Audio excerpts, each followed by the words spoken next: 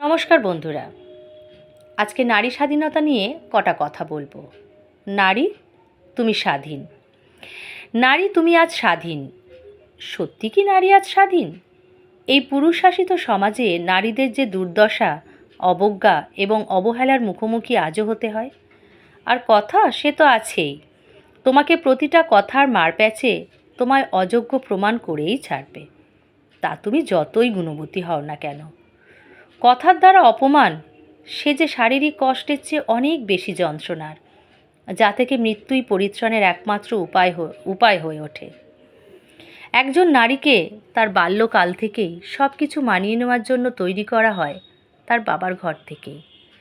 আজও একটি বিবাহযোগ্যা কন্যাকে পাত্রপক্ষের সামনে সেই 100 বছর পুরনো দিনের মতোই আনতে হয়, তাতে যতই সে শিক্ষিতা, উচ্চপদস্থ চাকুরিজীবী হোক না কেন। নারীদের জন্য আগেকার দিনে অন্তত একটা অন্দরমহল ছিল, অন্তত তাদের একটা নিজস্ব জগৎ ছিল। কিন্তু আজ নারী তুমি স্বাধীন বলে সমাজ তাদের সেই অন্দরমহলটাকেও কেড়ে নিয়েছে। নারীরা সমানভাবে পুরুষের কাঁধে কাঁধ মিলিয়ে জীবনে এগিয়ে যাচ্ছে, কিন্তু ঘরে নারীর জায়গাটা কি বদলেছে?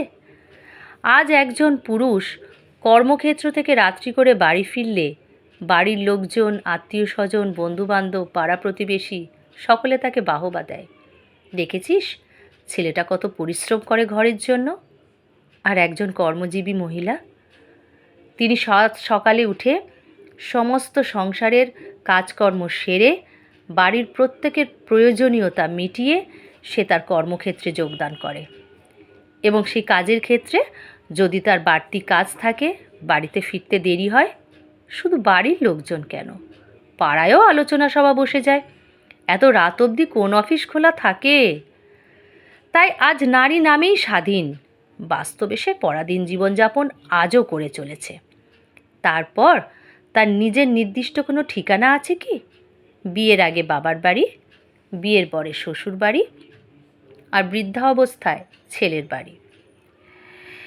জন্ম থেকেই যেখানে সে বড় হলো সেখানেও একদিন অতিথিরূপে যেতে হয়, সেখানেও কোনো নিজস্বতা থাকে না। আর শ্বশুরবাড়ি যেখানে পরিস্থিতির সাথে যুদ্ধ করতে করতে কখন যেন চুলে পাক ধরে যায়, সকলের মন জোগাতে, খুশি রাখতে, সেবা যত্ন করতে, দায়িত্ব কর্তব্য করতে করতে কপালে বলিরেখা পড়তে শুরু করে। কিন্তু তার কথা কে ভাবে? সকলে নিজেকে নিয়েই ব্যস্ত থাকে।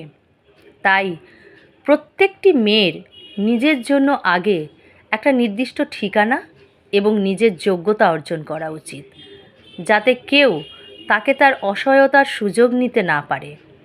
আর সেখানেই নারীর স্বাধীনতা। নমস্কার বন্ধুরা, ভালো থাকবেন।